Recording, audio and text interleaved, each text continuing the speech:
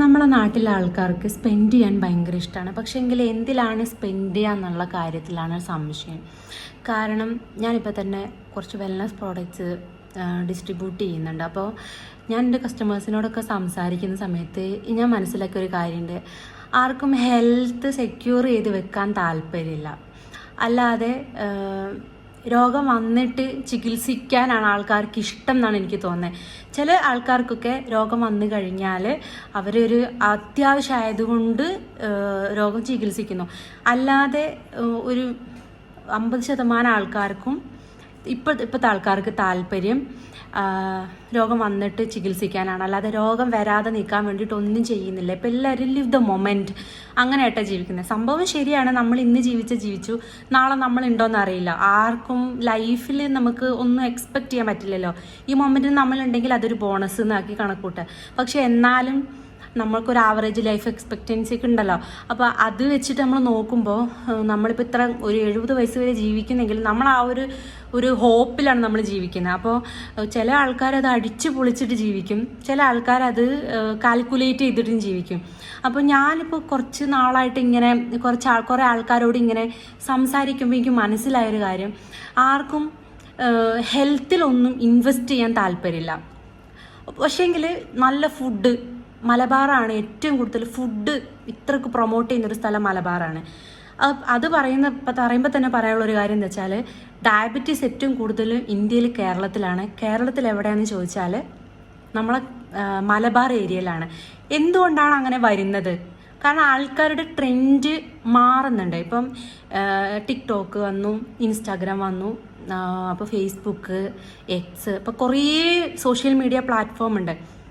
അതിലൊക്കെ കൂടുതലും food items ആണ് കൂടുതലും പ്രൊമോട്ട് ചെയ്യുന്നത്. അപ്പോൾ ഇവിടെ ഒരു വ്ളോഗർ പറയുന്ന ഇവിടെ നല്ലതാണ്, അവിടെ നല്ലതാണ്, അപ്പോഴത്തേക്കും അവിടത്തേക്ക് ആൾക്കാർ ഇടിച്ച് കയറുകയാണ്. അപ്പോൾ ഞാനൊരു ഫുഡ് നല്ലതല്ല എന്നല്ല ഞാൻ പറയുന്നത്. പക്ഷേങ്കിൽ നമ്മൾ എന്ത് കഴിച്ചാലും അധികമായാൽ അമൃതം വിഷം എന്നാണല്ലോ പറയുക. അപ്പോൾ അങ്ങനെ ഒരു ഫുഡിൻ്റെ ട്രെൻഡ് അവിടെ പീക്കിൽ എത്തിക്കഴിഞ്ഞ്, പക്ഷെ അതിൻ്റെ ഒരു സൈഡ് എഫക്റ്റ് വരാനുണ്ട്.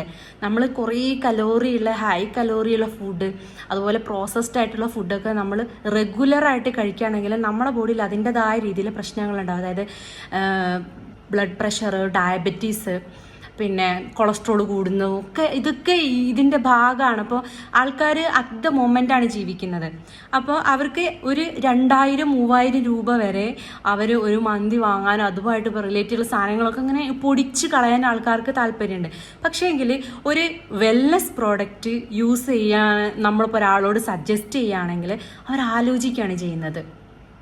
എന്തെത്ര ആലോചിക്കാൻ, കാരണം ആൾക്കാർക്ക് അറിവില്ലാഞ്ഞിട്ടായിരിക്കും. അതുമല്ല, വേറൊരു എക്സാമ്പിൾ പറയുകയാണെങ്കിൽ, ഇപ്പോൾ ഒരു ഡോക്ടറെ അടുത്ത് പോയിട്ട് ഡോക്ടർ കുറച്ച് ലിസ്റ്റ് ഓഫ് ബ്ലഡ് ടെസ്റ്റ് ചെയ്യാൻ പറഞ്ഞ്, അപ്പോൾ അതിലൊന്നുമില്ല. അപ്പം വേറെ നാട്ടിൽ ഇതൊരു ജോക്കായിട്ട് തന്നെ എല്ലാവരും പറയുന്നുണ്ട്. വേറെ നാട്ടിലെ ആൾക്കാരാണെങ്കിലും താങ്ക് ഗോഡ് എനിക്ക് കുഴപ്പമൊന്നുമില്ല എന്ന് പറഞ്ഞു പോകും. നമ്മളെ നാട്ടിലെ ആൾക്കാർ വെറുതെ ഞാൻ ഈ പൈസ കളഞ്ഞു അങ്ങനെ പറയാം. അപ്പോൾ എനിക്ക് തോന്നുന്നു ഇതിൽ സീരിയസ് ആയിട്ടും ഒരു ചേഞ്ച് വരാനുണ്ട്. കാരണം നമ്മളെ ഹെൽത്ത് ഈസ് വെൽത്ത്.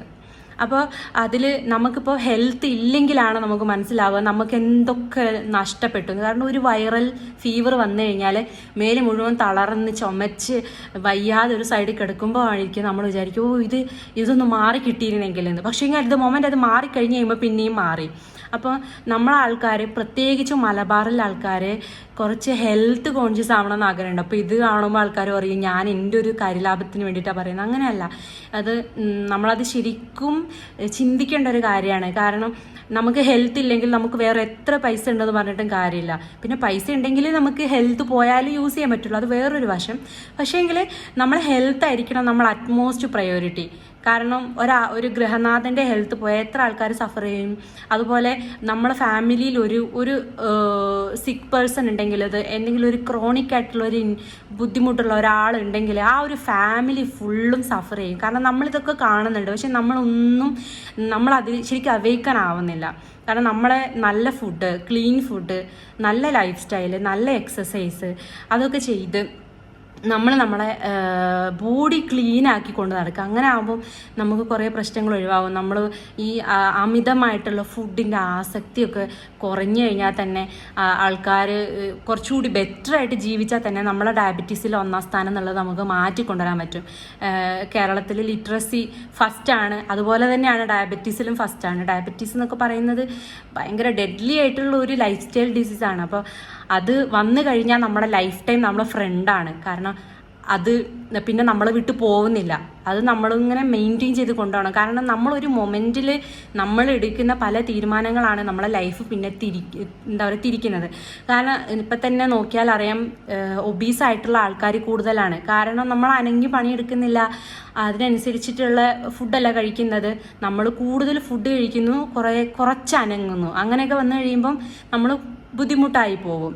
അപ്പോൾ ആൾക്കാരൊക്കെ ഒന്നും ചിന്തിച്ചിരുന്നെങ്കിൽ, ഞാനൊരു നേഴ്സാണ്, അപ്പം ഞാൻ കാണാറുണ്ട് ഡെയിലി എത്ര ആൾക്കാർ എന്തോരം ബുദ്ധിമുട്ടുന്നുണ്ട് എന്ന്. അപ്പം ഞാനിങ്ങനെ ആലോചിച്ചപ്പം ജസ്റ്റ് ഒന്ന് ഷെയർ ചെയ്താണ്.